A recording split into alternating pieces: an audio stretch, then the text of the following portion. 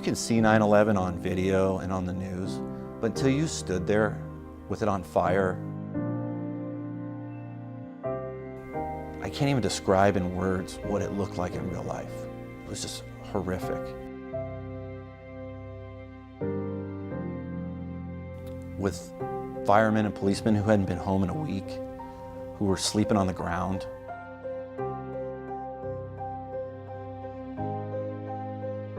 Everywhere you went, there was flyers up of missing persons. Family members just looking to see, holding on to hope that maybe their family member was alive and maybe they were lost somewhere. But we all knew that wasn't true. They were just doing that because they had to do something.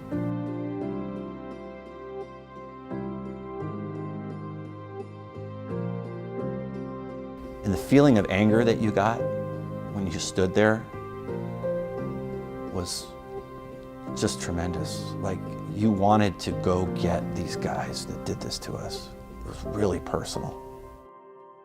And it's a time that I will never forget. And you know, my children are small, but one day I want to show them those pictures. And I want them to know what happened. And I'm never going to forget, because I was there. And I know what it was like. A shooting on the 4th floor of the West Ambler Johnston dormitory. Multiple students shot. Within minutes, officers and members of the Sheriff's Department converged on campus. It's a day of mourning today in Fort Hood, Texas, scene of the worst killing spree ever at a U.S. military base. Out of Northern California, a giant fireball there last night just around dinner time. Dozens of homes destroyed after a huge explosion last night. It was apparently caused by a broken gas line. U.S. Representative Gabrielle Giffords of Arizona was shot outside a grocery store in Tucson while holding a public event there. At least 14 dead, 50 injured. A lot of those injuries are severe after a lone gunman opens fire in a theater outside of Denver, Colorado, in Aurora. The worst grade school shooting in U.S. history, at least 27 dead, 20 children, 7 adults, including the principal. And the gunman killed himself. It took just seconds from the time Asiana Flight 214 crash landed until it burst into flames. What's left of the plane shows how fortunate most of the passengers were to get out unscathed. A deadly shooting near UC Santa Barbara. The Santa Barbara County Sheriff calling it a planned mass murder. The shooting rampage left 7 people dead, including the suspect, and hospitalized 7 more. There are reports of an active shooter at the Naval Reserve Center in Chattanooga, Tennessee. An active manhunt underway for this alleged shooter that left 9 people dead in a mass shooting last night here in downtown Charleston. The deadly California shooting rampage, bloody streets, and a violent standoff between the police and alleged suspects. The worst mass shooting since Newtown. It has stunned a country, our entire country, one more time. Today, Orlando became the tragic scene of the worst mass shooting in American history. At least 50 people were killed. Most of their bodies are still inside the club. The shooting began after 2 o'clock this morning. Breaking news, a fresh act of madness in America. Sniper opening fire in downtown Dallas hit 11 police officers, at least 5 of whom are now dead, making it the deadliest day in law enforcement since September 11th.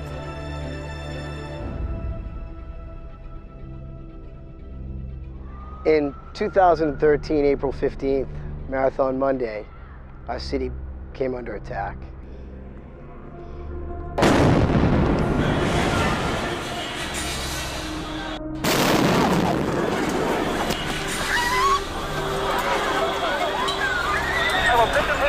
We're shrapnel away.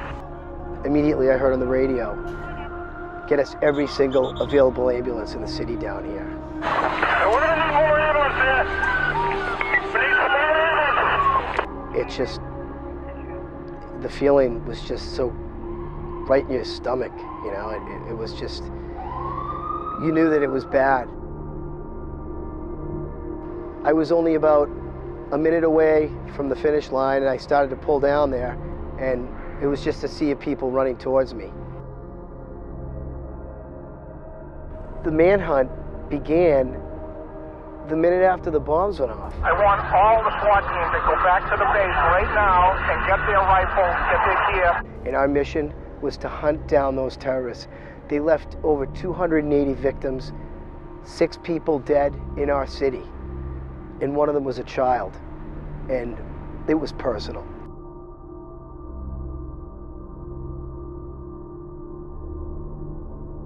And that's when it really seemed like it was the Super Bowl of SWAT. It was our time to not let up and to not give in. But we had been there before. We had done Urban Shield. And as exhausted as we were, we knew we were going to work through it as a team, and we were going to come and we were going to catch this guy. We were going to find him.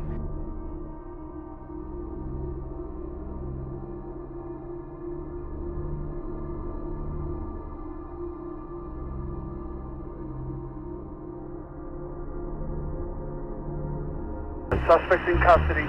Everybody had one task, and that was to catch the 2 that were responsible.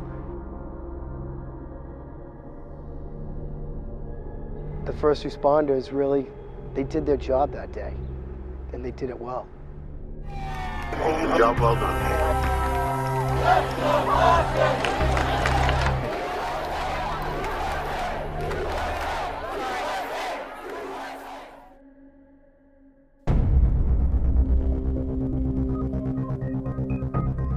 Is there a large fire approximately at the Redwood, San Carlos border? Large, must be 50-foot flames in the air.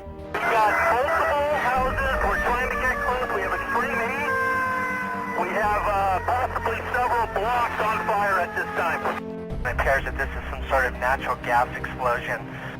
One of those events that you'll never forget, from dispatch all the way through the approximately 96 hours that I spent there in the first 4 days. A grove of eucalyptus, the fire is heading towards us. If it gets into the eucalyptus, we got problems over here. Patient with severe third-degree burns at the 1500 block of Claremont. We will require an ambulance at that location.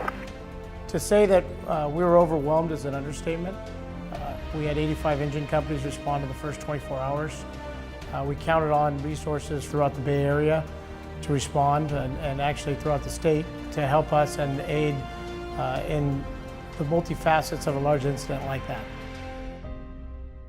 Upon my arrival, this looked a lot like some of the scenarios we've put together in Urban Shield. We've had that challenge of challenging those who respond to emergencies every single day. This incident was that incident. This incident brought together multi-agency to work hand in hand to mitigate a very, very challenging situation. The relationships that we've forged through our training at Urban Shield, the opportunities for us to work together on large-scale emergencies, though there are scenarios, they prepare us for a day like San Bruno. I think the Bay Area is extremely fortunate that Urban Shield allows the opportunities that it does for Bay Area responders to work together. If your training is real, then when it's real, it's like training. So this is an absolute critical link in connecting all of the first responders in the Bay Area in this format, in this training venue. The benefit of Urban Shield is that we all know each other. We've worked together, we've planned together, we've trained together, we've exercised together. And so all that is not just for its own experience. It's so that we're better coordinated for the real things that really hit us in real life every now and then. And when they do, we are far better responding the way we do because of the lessons from Urban Shield. Urban Shield has really helped us for real-world events. Specifically on March 7th, there was an ACE train derailment in Niles Canyon. And part of that event included a response from Alameda County Sheriff's Department as well as the Fremont Fire Department and the Fremont Police Department.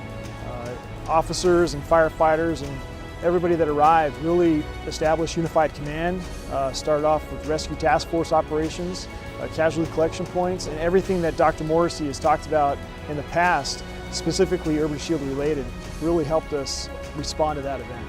The only way that we can prepare for the unseen is to train hard and to train in every different fashion and try to duplicate and replicate things that have happened all over this world. I know for a fact that Urban Shield is a fantastic training venue for that kind of a response. The way we work together and the way we respond to these calls is a matter of life and death in a matter of seconds. So the expectation by the community is for us to be able to respond and handle anything that comes up. Urban Shield training event has provided me with the training, the background, the experience necessary to effectively save lives. When an earthquake hits, if we have a terrorist attack, an active shooter, I want to know that my law enforcement, my fire department, medical personnel serving our community are going to come and respond and save me, save the lives of the other people in this community. That's what we're here for. This is our 10th anniversary of Urban Shield. We're very proud of the training we put on in this region. We believe it's the best training in the nation for all first responders. You only have to look a few months back to see the problems that have arose throughout law enforcement. So we believe that we need intense training for intense times. We know that we have to work together, so we have to train together in order for us to succeed together. And we'd like to make sure that this training continues on to be the best training in the world for all of our first responders.